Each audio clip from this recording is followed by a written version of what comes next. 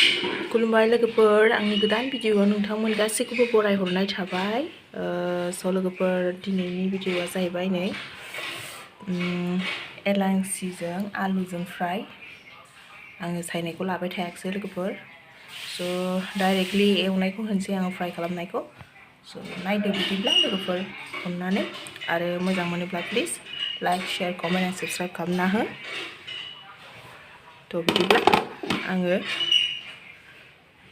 ready खालामसै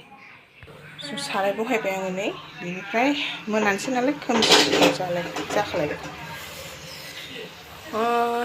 अखा हाहां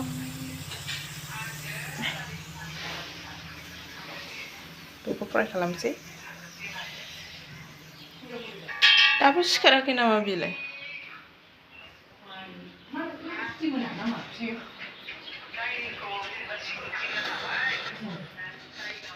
सिखाराखै नामा बियो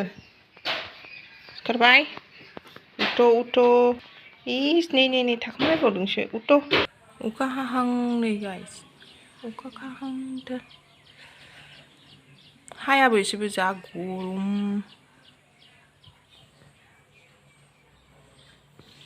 सिखारद' दा मोनायाव उन्दुनो होनाय नङा नों आंखौ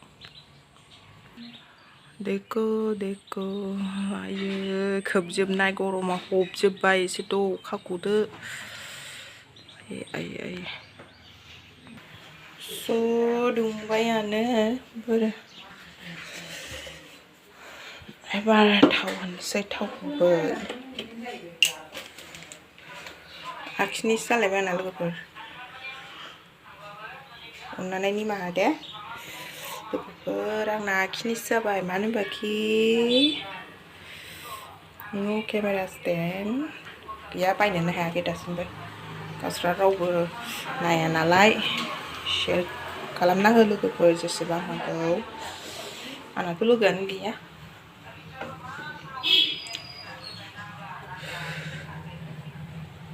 आयौ गरमा बिदिब्ला बेखौ दुंहोग्रोनोसै नायलांबानो जाबाय लोगोफोर अननानै प्लिज नैबे माबि दाउसो होनदोंहाय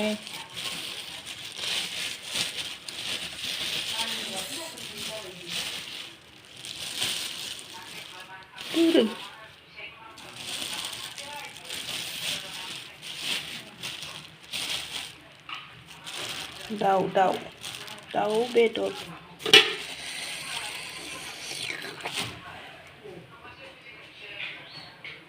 सारायाबो दुंबाय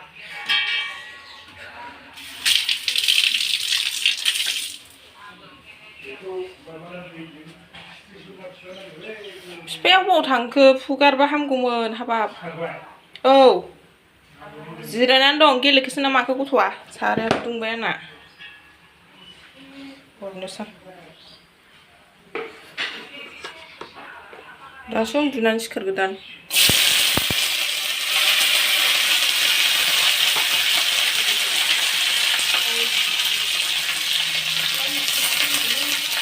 बेखौ बारा माबालाहाय आखाइजों खनसे आंहा आखाइयाबो क्लिनखा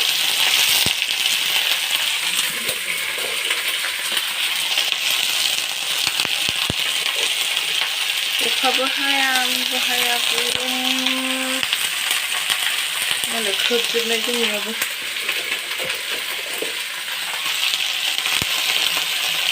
होगोनसा बार फैदों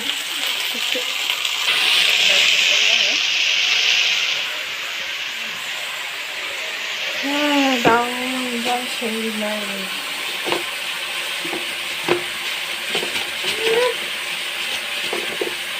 गद' माबार दाउ बिदैखौ दुंनानै जानोसै मा होनोमोनलाय जारि दाउ बिदै बाजार yum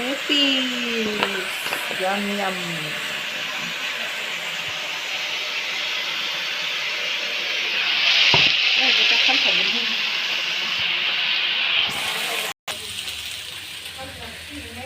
संख्रि हालदै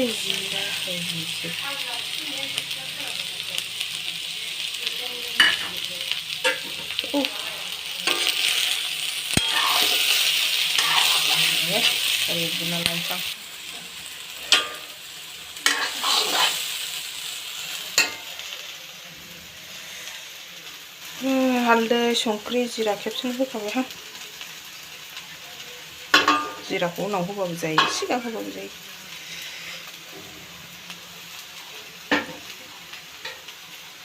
एसे खोबहाबथ'नोसैलाय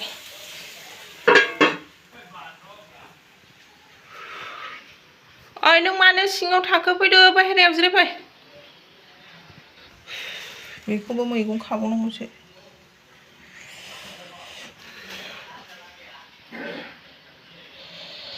माबि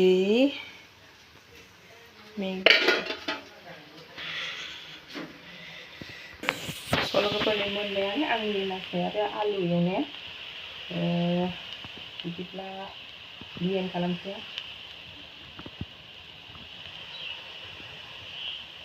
आंनि भिडिअखौ नायनायनि थाखाय थेंक इउ भेरि माच लोगोफोर गरमाबो हाला दसेयावनो दोनसै आं बाय बाय नेक्स्ट भिडिअआव लोगो मोनफिनगोन जोबनाय हाजोखौ नुबासो माने जा मोजां नुखादों गोथां गोथां